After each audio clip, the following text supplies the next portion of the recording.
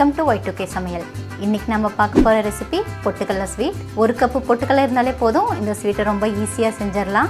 வாயில வச்சதுமே கரையக்கூடிய இந்த ஸ்வீட் செய்யறதுக்கு மூணே இன்கிரிடியன்ட்ஸ் இருந்தாலே போதும். ஹல்வா விட ரொம்ப டேஸ்டியான ப்ரிசர்வேட்டிவ்ஸ் எதுவுமே சேர்க்காத உடம்புக்கு ரொம்ப ஹெல்தியான பொட்டுக்கடலை ஸ்வீட் செய்கிறது எப்படின்னு பார்க்க போகிறோம். Y2K சமையலுக்கு நீங்கள் புதுசுன்னா சேனலை சப்ஸ்கிரைப் பண்ணுங்கள், கூடவே பக்கத்தில் இருக்க பெல் ஐக்கனை கிளிக் பண்ணுங்கள். இப்போ வாங்க வீடியோக்குள்ளே போகலாம்.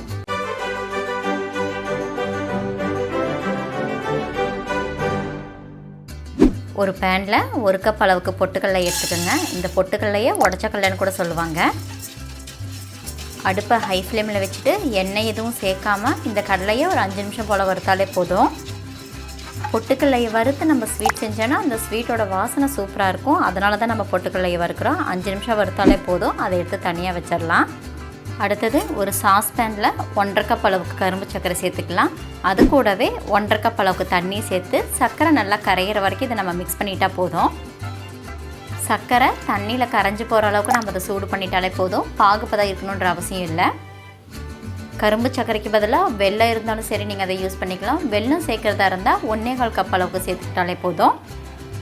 சர்க்கரை நல்லா கரைஞ்சிருச்சு. இப்போ இதை நம்ம ஃபில்ட்ரு பண்ணி தனியாக எடுத்து வச்சிடலாம்.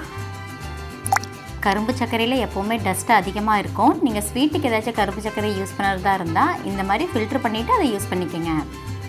நம்ம ஸ்வீட் செய்கிறதுக்கு தேவையான சுகர் சிரப் ரெடி ஆகிடுச்சு. இப்போ இதை ரூம் டெம்பரேச்சரில் நம்ம ஆற வச்சிடலாம். அதுக்குள்ளே நம்ம ஆல்ரெடி வறுத்து வச்சுருக்க பொட்டுக்கடலையை ஒரு மிக்ஸி ஜாரில் போட்டு நல்லா பவுட்ரு பண்ணி எடுத்துக்கோங்க. அரைக்கும் போது நல்லா ஃபைன் பவுடராக அரைச்சிக்கோங்க. அப்போ தான் நம்ம ஸ்வீட் சாப்பிடும்போது வாயில் தட்டுப்படாது.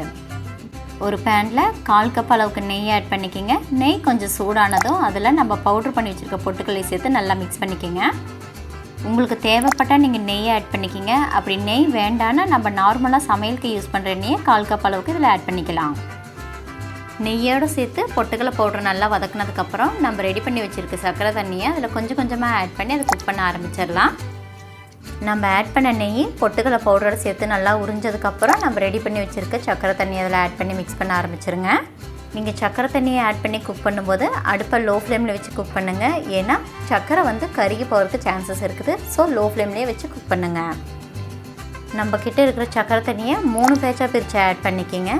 ஒரு டைமாக நீங்கள் ஆட் பண்ணும்போது சர்க்கரை தண்ணி நல்லா உறிஞ்சதுக்கப்புறம் செகண்ட் பேட்ச், தேர்ட் பேட்ச்னு அப்படியே ஆட் பண்ணுங்கள்.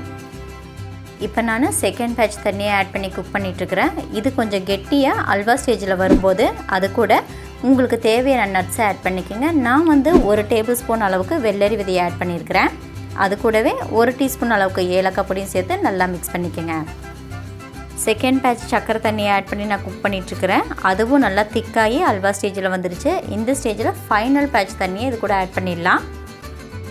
1 கப் பொட்டுக்கடலைக்கு 1.5 கப்புன்ற அளவுக்கு தண்ணி நம்ம ஆட் பண்ணியிருக்கிறோம். இது கரெக்டான கன்சிஸ்டன்சியில் நம்மளுக்கு ஸ்வீட் கிடைக்கும்.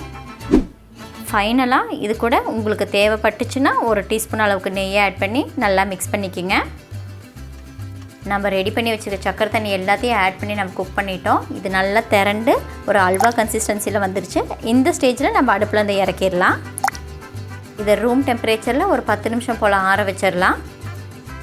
நான் கரும்பு சர்க்கரை யூஸ் பண்ணி இந்த ஸ்வீட் செஞ்சனால இது ஆறிடுச்சு. அதனால் இதோட கலர் டார்க் ப்ரௌன் ஆகிடுச்சு. நீங்கள் கரும்பு சர்க்கரைக்கு பதிலாக வெல்லம் யூஸ் பண்ணிங்கன்னா இதோட கலர் லைட் கலராக இருக்கும்.